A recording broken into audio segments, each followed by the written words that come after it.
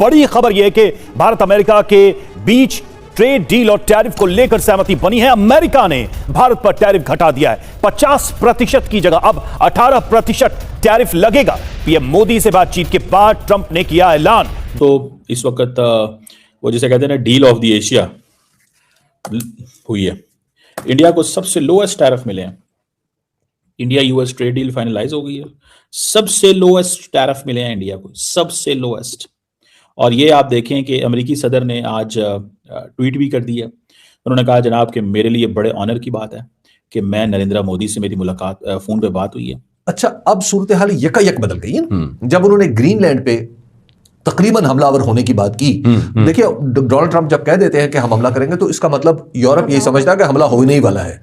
तो जो सबूत, बहरहाल एक बात माननी पड़ेगी, गलत या सही, जो इंडिया की गवर्नमेंट ने दिया कि जिस तरह वो अपनी पोजीशन को उसने छोड़ा नहीं और अपनी पोजीशन पे खड़ी रही, जितने भी टैरिफ्स हैं उनके ऊपर लगते रहे, उन्होंने झुक के इवन डील भी नहीं की, तो उसने कम से कम दुनिया को ये दिखा दिया कि एक पावर ना सही, एक मुल्क ऐसा है जो सरवाइव कर रहा है इवन डोनाल्ड ट्रंप से नाराज होकर भी, या नाराज करके भी। घटा हुआ टैरिफ तत्काल प्रभाव से लागू, तो 50% की जगह 18% टैरिफ लगेगा। अब व्हाइट हाउस ने यह कंफर्म किया है कि जो रशियन टैरिफ थे 25%, वो इंडिया के लिए वो भी रिमूव हो जाएंगे। फाइनल टैरिफ 18% है।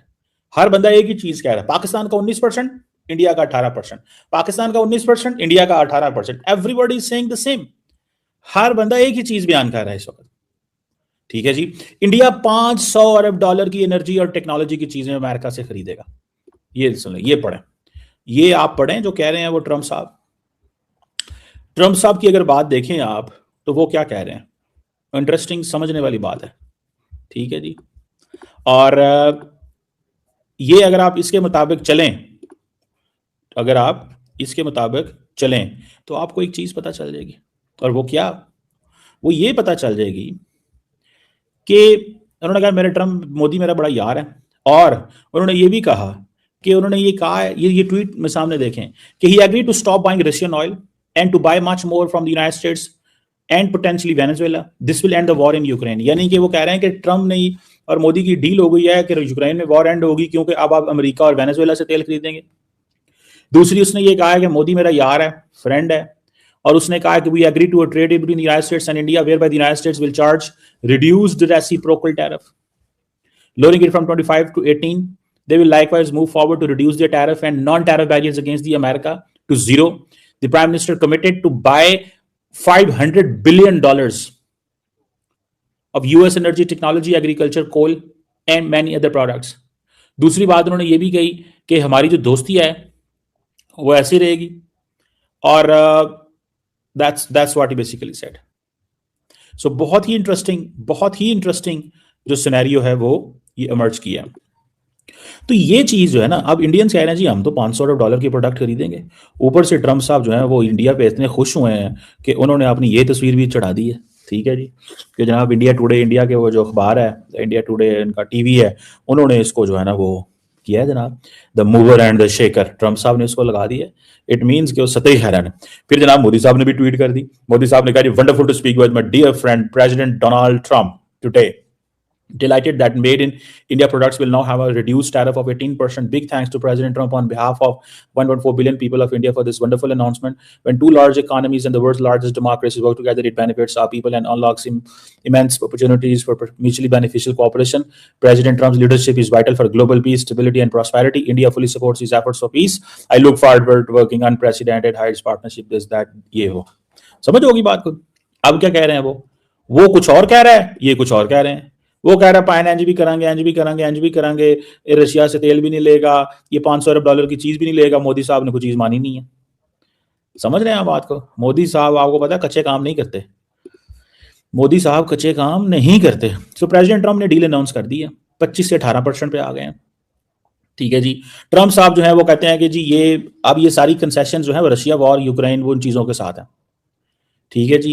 और जो यूएस जो इंडिया रिलेशनशिप है वो उन्होंने कहा जी बड़ा स्ट्रॉन्गर हो गया। अब $500 अरब इंडिया अमेरिका में लगाएगा। $500 अरब अब आप इस चीज से अंदाजा लगाएं। और ये $500 अरब होगा डिफेंस टेक्नोलॉजी, इंडिया वहां से टेक्नोलॉजी लेना चाहता है ना अमेरिकन से, ठीक है, इंडिया अमेरिकन से टेक्नोलॉजी लेना चाहता है, तो वो समझते हैं कि ठीक है हम तुम्हें पैसा देते हैं, दो हमें। अच्छा, अब सूरत हाल यकायक बदल गई है जब उन्होंने ग्रीनलैंड पे तकरीबन हमलावर होने की बात की। देखिए, डोनाल्ड ट्रंप जब कह देते हैं कि हम हमला करेंगे तो इसका मतलब यूरोप यही समझता है कि हमला होने ही वाला है। तो जो सबूत, बहरहाल एक बात माननी पड़ेगी, गलत या सही, जो इंडिया की गवर्नमेंट ने दिया कि जिस तरह वो अपनी पोजीशन को उसने छोड़ा नहीं और अपनी पोजीशन पे खड़ी रही, जितने भी टैरिफ्स हैं उनके ऊपर लगते रहे, उन्होंने झुक के इवन डील भी नहीं की, तो उसने कम से कम दुनिया को यह दिखा दिया कि एक पावर ना सही, एक मुल्क ऐसा है जो सरवाइव कर रहा है इवन डोनाल्ड ट्रंप से नाराज होकर भी, या नाराज करके भी डोनाल्ड ट्रंप को।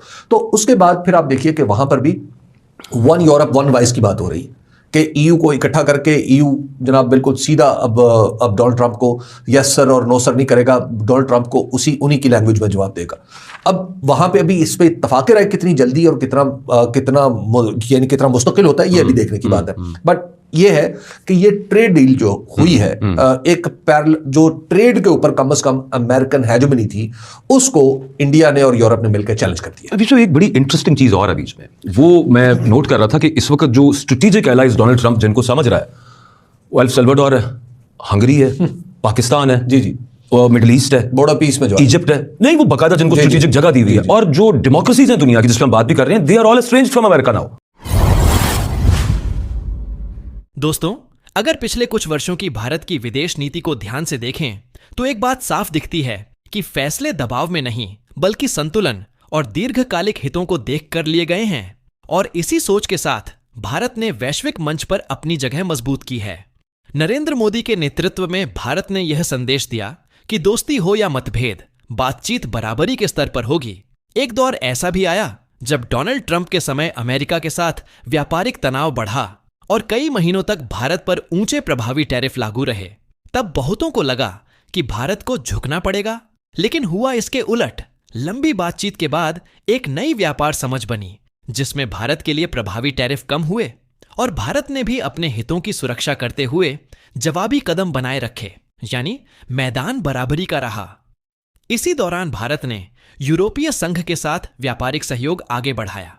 चीन के साथ सीमित स्तर पर स्थिरता की कोशिशें चलीं और कई ऐसे देश जो पहले अमेरिका से दूरी बनाए हुए थे, उन्होंने भारत को एक भरोसेमंद साझेदार के रूप में देखना शुरू किया। इस पूरे परिदृश्य में भारत ने अल्पकालिक दबाव सहा, लेकिन दीर्घकाल में रणनीतिक लाभ हासिल किया। वहीं क्षेत्रीय राजनीति में पाकिस्तान की आंतरिक बहसें और मीडिया प्रतिक्रियाएं भी इसी बदलते संतुलन की ओर इशारा करती हैं। अब जरा सोचिए, अगर दबाव में फैसले लिए जाते तो क्या आज भारत की स्थिति यही होती? और आने वाले वर्षों में यह संतुलन वैश्विक ताकतों को किस दिशा में मोड़ेगा? इस सवाल का जवाब भविष्य की कई बड़ी खबरों में छिपा है। अगर आपको लगता है कि भारत की यह रणनीति समझने लायक है तो वीडियो को लाइक करें, दोस्तों के साथ शेयर करें और ऐसी ही गहराई वाली चर्चाओं के लिए चैनल को सब्सक्राइब करना न भूलें।